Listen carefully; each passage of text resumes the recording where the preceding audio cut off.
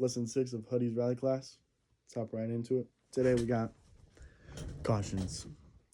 So, with cautions, I'm trying to make this simple. Might have to turn this into videos, but I think y'all are going to like this one. Alright, so let's hop in. Cautions. These are in your pace notes as well, and these are important instructions as well, obviously, to honestly consider life or death. Let's hop right here. So, when you hear Titans, these are also kind of known as modifiers as well. All that simply means is that, hey, this corner right here, it goes straight and then it gets sharper.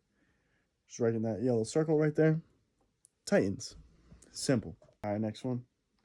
We got caution versus double versus triple. So when a co-driver is calling this out, he's going to say caution and then, the instruction, double caution or triple caution. As you can see, first one, not so bad. I mean, it's going to cause some damage to your car. Be attentive and be prepared as well to do the right action in order to execute. Double caution. This is a no-go. Like, you got to be very close paying attention and be extra cautious to not screw up the car or possibly get injured. This is like career ending or life ending. Triple caution is very dangerous. This is like sliding down a mountain or like jumping off the side of a cliff if you're not careful. So triple caution is the most severe. Down here to cut or don't cut. This is also another type of modifier, people might say, but it is also a caution because there is danger involved. So as you can see, I've illustrated the green line is where you want to go. We're taking the outside of the corner, so we're going to have to come in a little bit later, and not necessarily take the apex of the turn. Now, the apex is the uppermost point of the radius of the corner, and if you know anything about racing lines, which we'll cover later on, it's basically where a lot of times you want to go through, especially when it gets into other motorsports, like on a track for, let's say, Formula One or GT racing. A lot of them will take a lot of apex turns, but that's for another video. We're going to take the outside, though, on this one because there's obviously a ginormous rock right here. Now, without the warning, you probably could see the rock, but in some stages, maybe there's some trees or whatever, and you want to be attentive, like, hey, don't cut here, which means taking the inside or the apex. Don't cut means don't cut. Don't cut the corner. Don't take the apex. Just wanted to break that down a little better. Next up, we got blind. Hope you like this little illustration here. Blind. I mean, we're coming in on this yellow path right here. We can see up to this X marks a spot. And then we have these trees in the way, which obviously over here in this blue area, you can't see what's coming up in here. So co-driver will call out blind, take the corner with caution. I mean, like, straightforward kind of. Gets the driver a little more prediction before he goes into that corner, because remember, prediction over reaction. This one, surface/conditions change. I mean, we're out in the wild. When you're rally racing, it's unpredictable for conditions or road surface. So it's very important that when you prepare for a race, you're set up to specific environment and things can change. So, at some point down here, we're on a dry surface. Next thing you know, it starts raining outside, and then we're sliding left and right. That's right and left. But yeah, you get it. Who knows? Maybe a tornado comes through. It's unpredictable. Next up, we got another type of modifier. This is it's known as jumper crest. You'll hear this a lot. Over. So I probably should have wrote over, but over means on the other side. So, and a lot of times you'll hear call outs through the pace notes as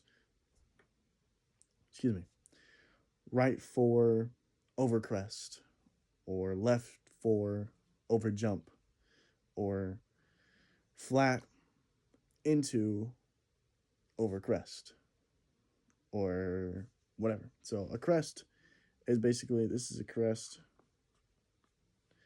It's just a small bump.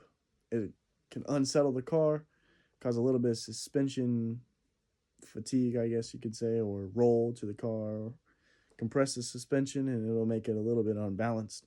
So you want to be prepared as a driver to stiffen the wheel and be prepared for a little bit of jerk so you can stay under control.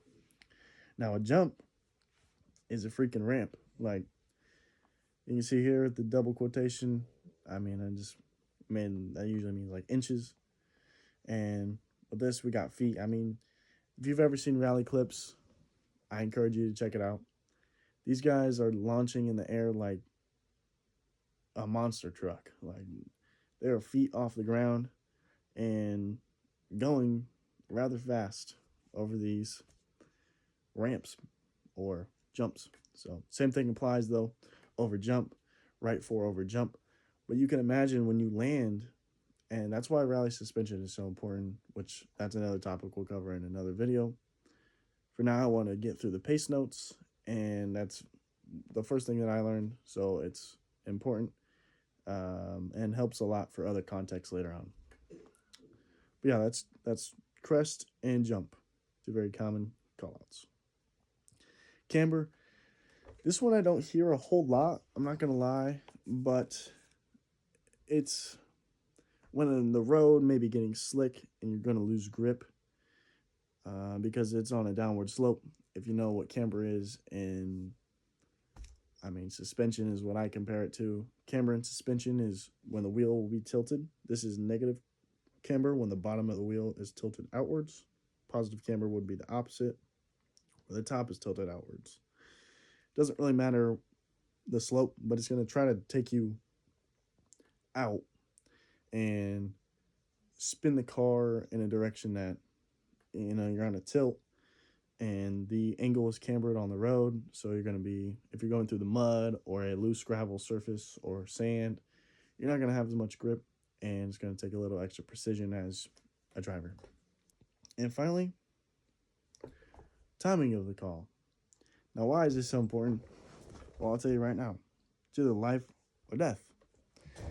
What a co-driver should do when he's calling out cautions, it is crucial that he says it early enough and stays in a calm voice. You'll see a lot of co-drivers, or when you listen to them, they are calm with their voice to keep everything low pressure and not, cause anxiety or maybe scare a driver. So that's one thing that co-drivers are good at, and clear communication. But on top of that, the timing of their calls is crucial, especially when it comes to cautions. Like I said, this is life or death. When it comes to the timing of the call out, you want to make sure that it's early enough. Sometimes they repeat it, so you could say or argue often enough. And once again, that's tailored to the specific driver and co-driver combo. But also as a co-driver, when you're giving call-outs for cautions, you want to be sure that you leave a pause in between the instruction and the caution. So if I was a co-driver, say I got a big rock coming around a blind curve, so I'm going to tell my driver, right four, blind, don't cut. Just like that. Hey driver, right four, blind, don't cut. He's going to be like, yo, what'd you just say? So you got to make sure it's clear, precise, and it's all about clean communication between a driver and a co-driver. They practice together. They understand their specific language, and we'll cover some more of that later on. Hopefully you enjoyed this lesson. This is day 6. Go check out day 7 when it's posted of Huddy's Rally class. Appreciate it. Share this to a friend. We're on our way to 5K followers by the end of 2026. So help a brother out. Appreciate you watching. Huddy out.